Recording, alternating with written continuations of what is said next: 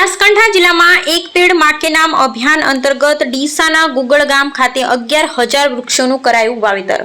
धारासभ्य श्री प्रवीणभाई माळीना जन्मदिवस ने green day तरीके उजवायो। वन विभाग ने जनभागीदारी थकी 5 हेक्टर में 25 जातना फूल कुल 11,000 स्थानिक वृक्षों वावेतर। प्रकृतिનું રક્ષણ કરવું એ આપણા સૌની જવાબદારી। દરેક વ્યક્તિ પોતાના જન્મદિવસ નિમિત્તે એક વૃક્ષ વાવેતર કરે તેવું ધારાસભ્ય શ્રી પ્રવીણભાઈ માળીનું કહેવું। બનાસકાંઠા જિલ્લામાં એક પેડ માં કે નામ તથા ડીસાના ધારાસભ્ય શ્રી પ્રવીણભાઈ માળીના જન્મદિવસને ગ્રીન દિવસ તરીકે ઉજવતા ડીસા તાલુકાના ગુગળ ગામ ખાતે વૃક્ષારોપણ કાર્યક્રમ યોજાયો હતો। બનાસકાંઠા સામાજિક વનીકરણ વિભાગના ઉપક્રમે ગુગળ ગામ ખાતે જનભાગીદારી થકી 5 હેક્ટર જમીનમાં कुल 11,000 स्थानिक 25 प्रकारना रोपाओनुं वावेतर करायुं।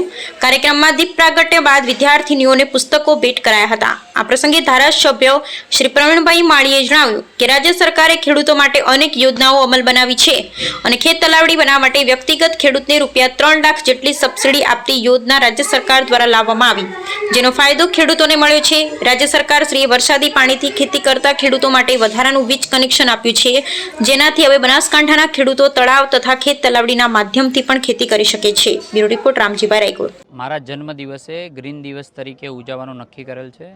ए अनुसंधाने आज फॉरेस्ट विभाग द्वारा ग्रामजनों सहयोगथी गुगळ गामे 11,000 थी वधु वृक्षोनुं वावेतर करवामां आव्युं छे।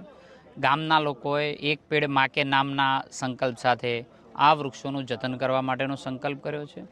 खूब मोटी संख्यानी अंदर लोको जोड़ाया छे અને 25 થી વધુ જાતિના વૃક્ષોનું વાવેતર આજે ગામ લોકો દ્વારા કરવામાં આવ્યું છે। ગામ લોકોનો જળસંચયનો સંકલ્પ, પર્યાવરણલક્ષી એક પેડ માં કે નામનો સંકલ્પને હું અભિનંદન આપું છું અને સાથે ફોરેસ્ટ વિભાગને પણ અભિનંદન આપું છું કે ટૂંકા ગાળાની અંદર માસ લેવલ ઉપર વૃક્ષોનું વાવેતર કરી અને નરેન્દ્રભાઈનો જે સપનું છે, ભૂપેન્દ્રભાઈનું જે સપનું છે એ સાકાર કરવાના એક કદમ આગળ વધ્યા છે। સાહેબ, વૃક્ષ અને પાણી જીવન માટે ખૂબ જરૂરિયાત છે।